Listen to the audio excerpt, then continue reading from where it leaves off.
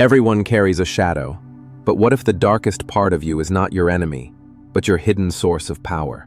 Carl Jung once wrote, "Everyone carries a shadow, and the less it is embodied in the individual's conscious life, the blacker and denser it is." With these words, Jung opened a door into one of the most mysterious and unsettling truths of human existence: the shadow. The shadow is not a monster lurking outside. It lives inside each of us. It is the parts of ourselves we refuse to see, the impulses we deny, the truths we bury. We want to believe we are good, rational, in control. But beneath that polished surface, another figure waits. It is angry, jealous, greedy, ashamed, yet also creative, instinctive, and alive. The shadow is both our prison and our potential. To understand the shadow is to understand the hidden half of the human soul. For Jung, this was not a poetic metaphor. It was a psychological reality. He saw it every day in his patients, and he felt it in himself. The shadow appears in dreams, in slips of the tongue, in the sudden outburst of rage we later regret. It whispers in our judgments of others, in the people we despise, in the qualities we mock. More often than not, what we hate most in others is what we refuse to admit lives in us. Think of the man who preaches morality but is secretly cruel to his family. The woman who condemns vanity while secretly obsessed with her own appearance. The leader who demands loyalty but is consumed by paranoia. Each is haunted by a shadow. They believe they are fighting evil outside themselves, when in truth, they are battling what they cannot face within. But the shadow is not only negative. Jung insisted it also carries vital energy. Our instincts, our raw creativity, our hidden courage often lie buried in the shadow. A person who denies anger may also deny strength. One who represses desire may also repress passion for life. The shadow is like a locked chest. Inside are poisons, but also treasures. To reject it entirely is to throw away half of who we are. This is why Jung called the shadow the thing a person has no wish to be. It is uncomfortable. It humiliates us. It shatters the mask of our persona, the social face we show to the world. But ignoring the shadow does not make it vanish. It only grows darker, stronger, waiting for the moment to erupt. You can see it in ordinary life. The polite colleague who suddenly explodes in fury. The loving parent who lashes out at their child. The community that scapegoats outsiders for problems it refuses to face. These are eruptions of the shadow. What is denied in consciousness returns with a vengeance. Jung warned, if it is repressed and isolated from consciousness, it never gets corrected and is liable to burst forth suddenly in a moment of unawareness.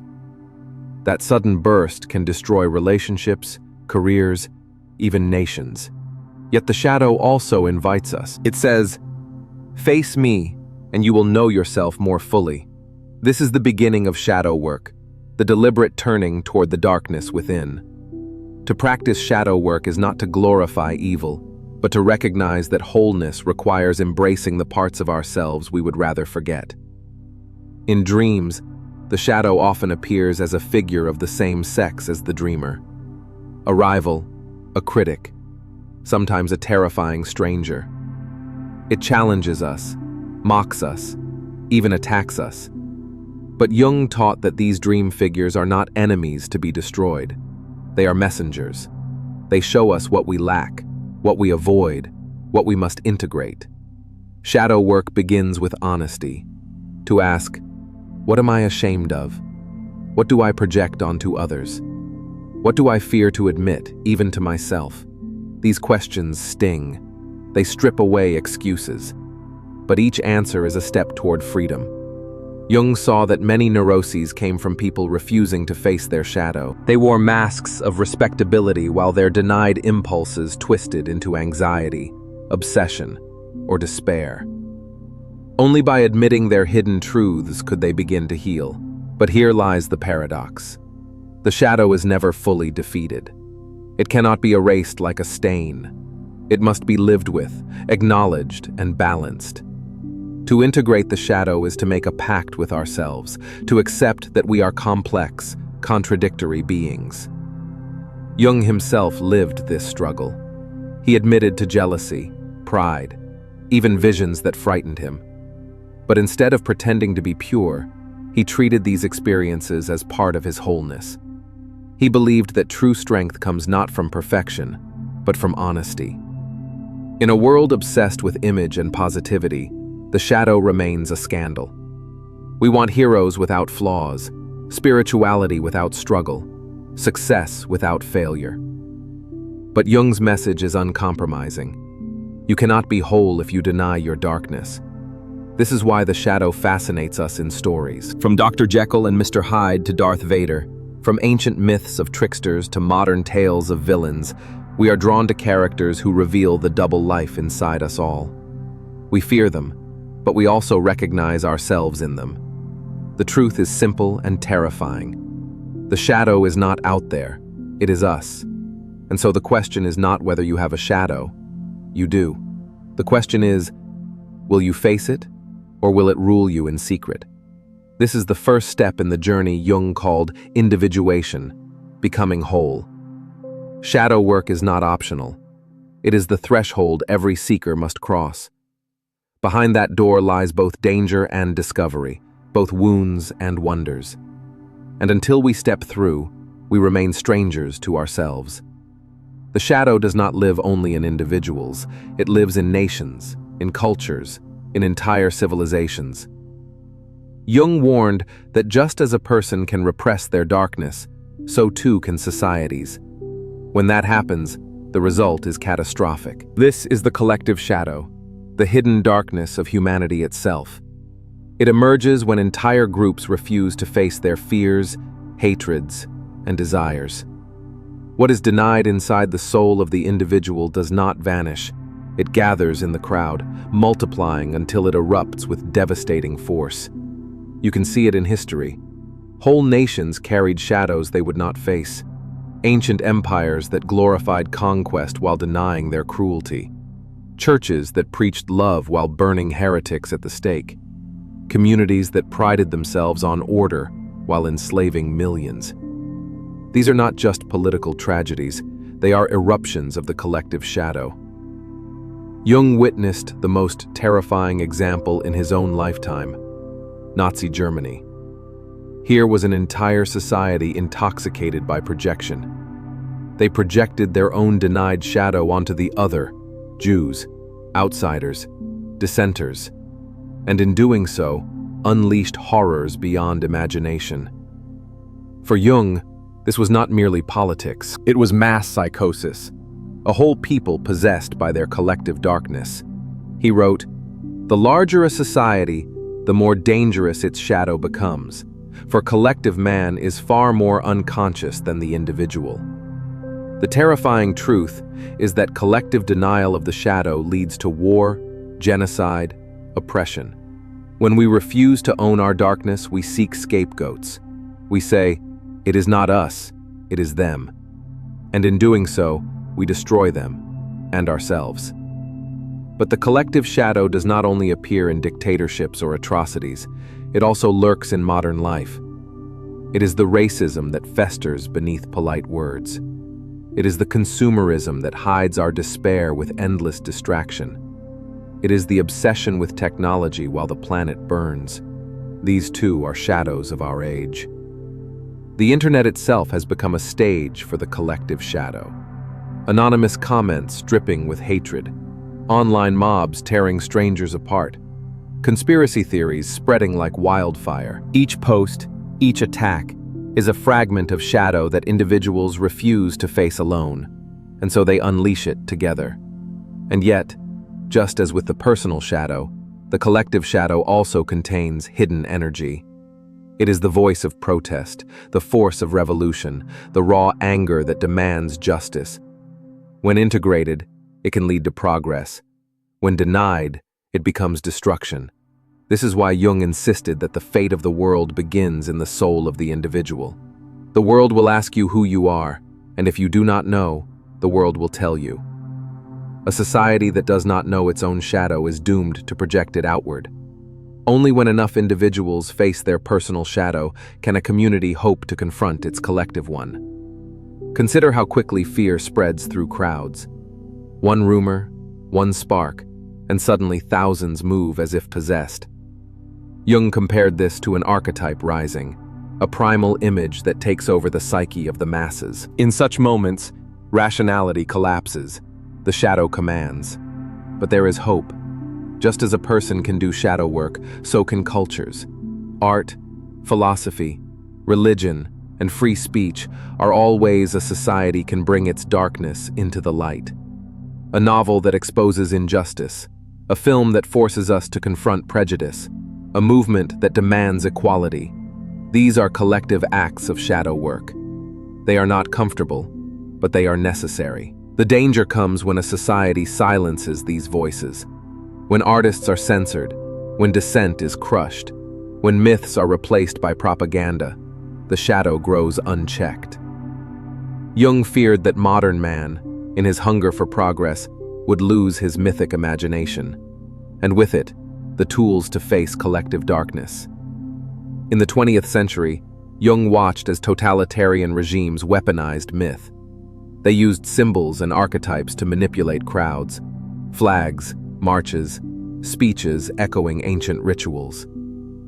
These were not empty gestures. They tapped directly into the collective unconscious, summoning shadows that had slept for centuries. The lesson is clear. The shadow ignored becomes the shadow unleashed. But the collective shadow is not just a warning, it is also an invitation. To look at history, at society, and at ourselves with honesty. To ask, what is my community denying? What do we project onto others? What violence lies hidden beneath our virtues? For Jung, the task was never merely personal. Shadow work is ethical. To refuse to face your shadow is to burden the world with it. To integrate it is to give the world a chance at wholeness. This is why individuation, the journey to become whole, is not selfish. It is service. Each person who integrates their shadow lightens the load of the collective shadow.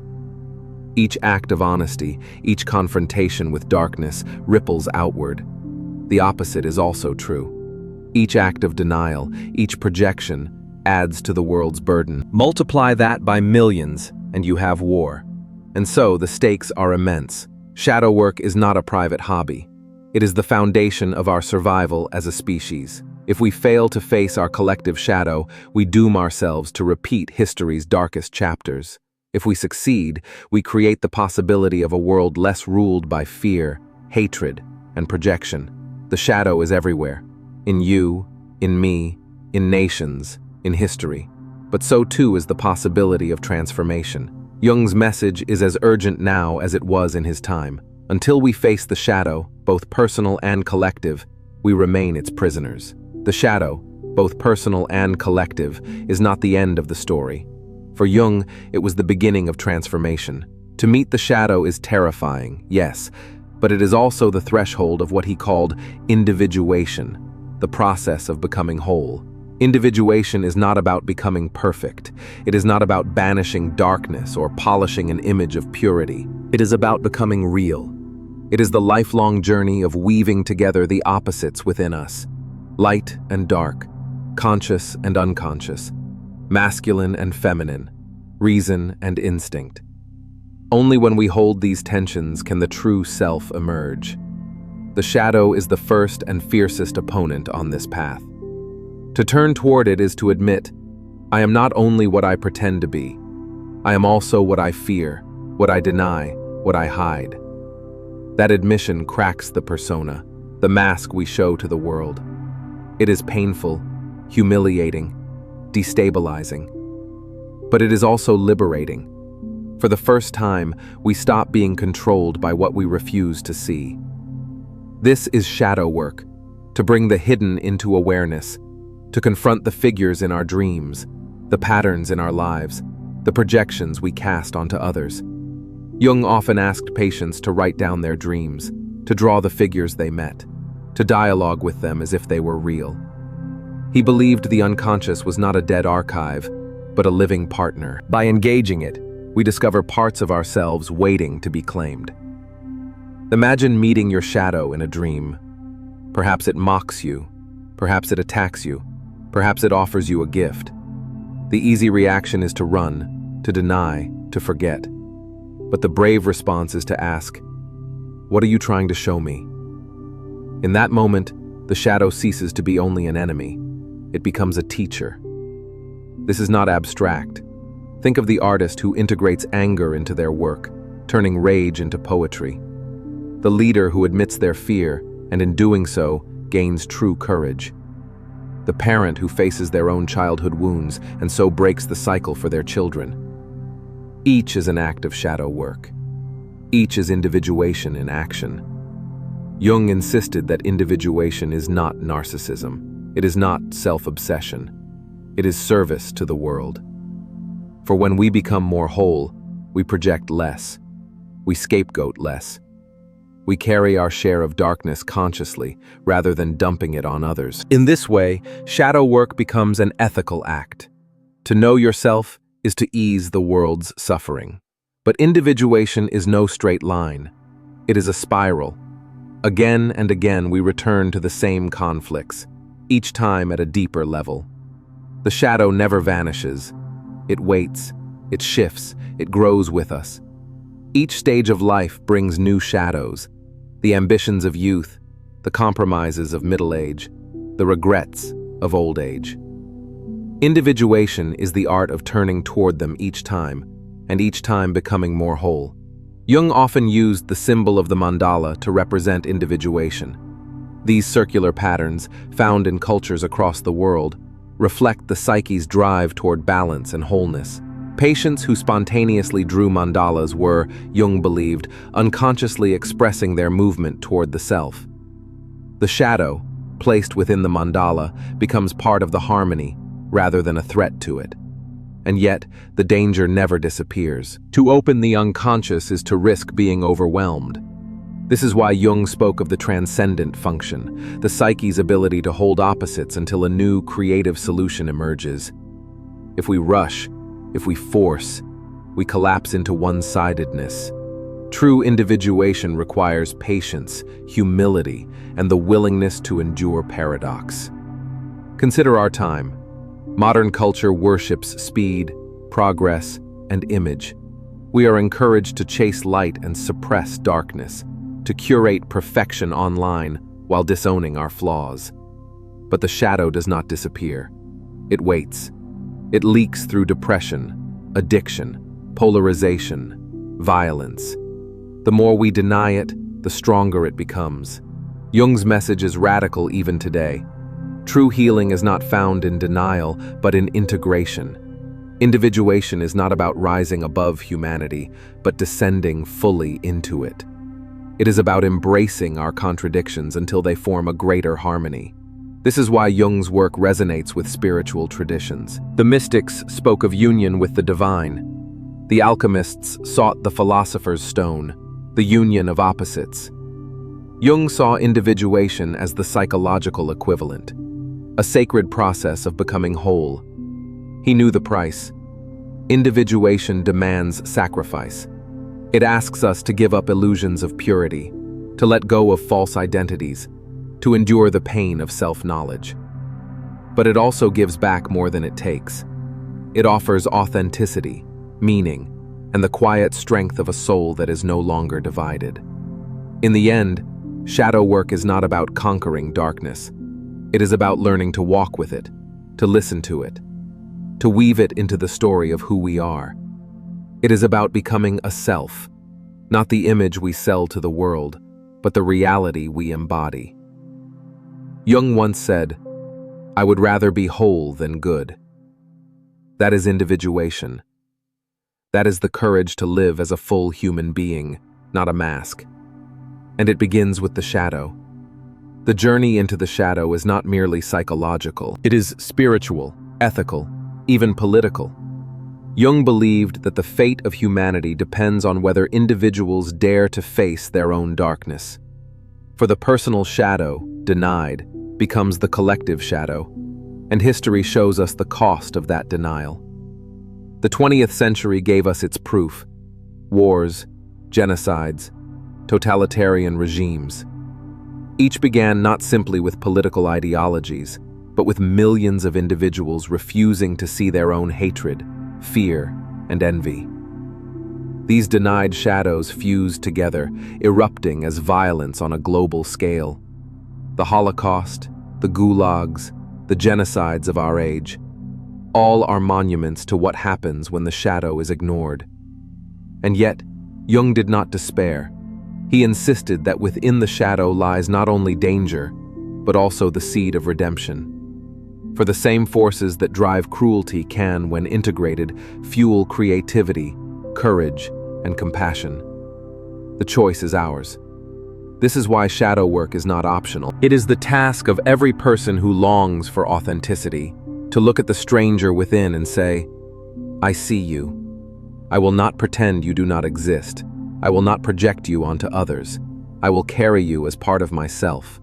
That act of recognition ripples outward. A person who owns their shadow does not need a scapegoat. A nation of such people is less likely to turn to war. But how do we begin? Jung offered practices both simple and profound. Pay attention to your dreams. Watch your judgments of others. Notice the moments of overreaction, the anger that seems too big for the situation. Each is a clue, a signpost pointing to the shadow.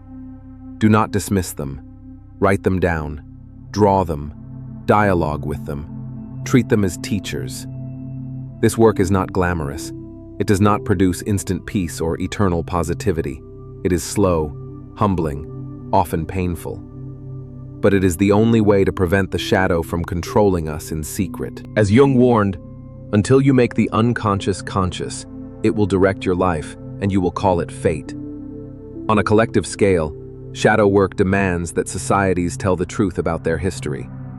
To face colonialism, slavery, oppression, not to wallow in guilt, but to integrate responsibility.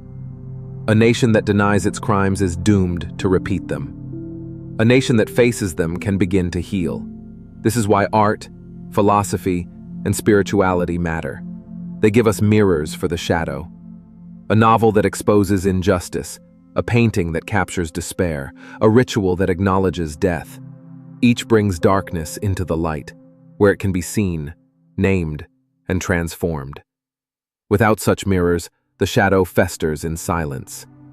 In the end, Jung's vision was both sobering and hopeful.